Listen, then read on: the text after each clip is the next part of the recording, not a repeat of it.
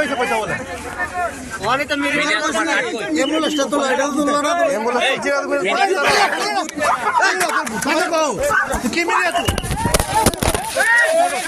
তুমি কি খেলে ভাই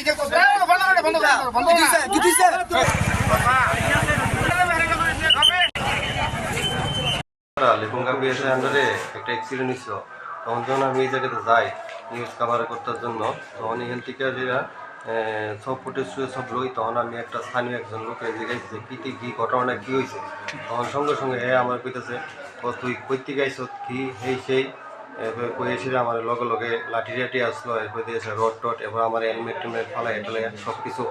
স্থানীয় অনেক লোক এদিকে আসলো এবং স্থানীয় যেই ইতান যে ভাইস চেয়ারম্যান যে ইতান কি জানি সঞ্জিত দাস, ওনার সামনে হয়েছিল ঘটনাটা, তাই এই ঘটনাটা সব জানে।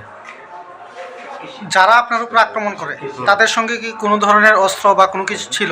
আসিল লাঠি টাঠি আসিল, এরপরে লাঠি রড টড আসিল, এরপরে আমার হেলমেট টেলমেট, আমার মোবাইল দুটোটা চিন্তা করতে পারছে না, মোবাইল দুটোটা আসিল, কিন্তু আমার মানি ব্যাগটা আমি পাইছি না, মানি ব্যাগটা হারানো গেছে। আপনি তাদেরকে চিনতে পেরেছেন? আপনার উপর যারা মোটামুটি মুখ চিনা চিনি, সবাই কিছুটা নাম নিশানো চিনি, বাকি জনটা কিছু চিনতে পারছি। কয়জন আসলো? অনেকজন লোক হয়েছিল, 4-5 জন আমি চিনছি।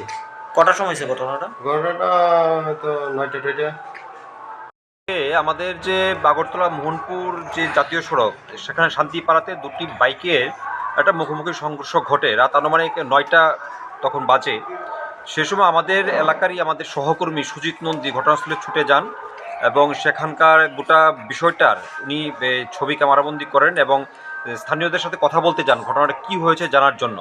তখন কতিপয় যুবক, 2-4 জন যুবক ওনাকে কাজে বাধা দেয়, বলে যে তুমি এখানে কেন ছবি তুলবে, তুমি ছবি তুলতে পারবে না।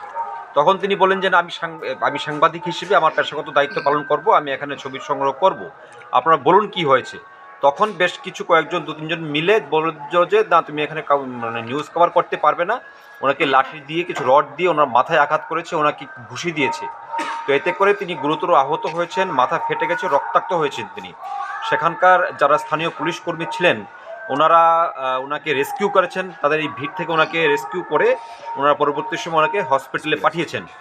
আমরা ঘটনার খবর পেয়ে আমরা পরবর্তী সময় এসেছি, আমরা আহত সুজিত নন্দীর সাথে কথা বলেছি এবং থানার যিনি বড়বাবু আছেন ওনার সাথে আমরা কথা বলেছি। আমরা কিছুক্ষণ আগে আমরা একটা এফআইআর দিয়েছি। আমরা পুলিশকে দাবি করেছি পুলিশের কাছে যে আজকে রাত্রের মধ্যেই আমরা যে অভিযুক্তদের আমরা আইডেন্টিফাই করতে পেরেছি, যাদের বিরুদ্ধে অভিযোগ দায়ের করা হয়েছে একদম নামধাম দিয়ে, তাদের বিরুদ্ধে আজকে রাত্রের মধ্যেই আপনারা উপযুক্ত পদক্ষেপ গ্রহণ করুন। এবং স্থানীয় পুলিশ প্রশাসন এবং ওসি আমাদেরকে আশ্বস্ত করেছেন যে যথাযথ তাদের বিরুদ্ধে উপযুক্ত পদক্ষেপ গ্রহণ করা হবে এবং প্রত্যেককেই যাদের বিরুদ্ধে অভিযোগ করা হয়েছে তাদেরকে গ্রেফতার করা হবে।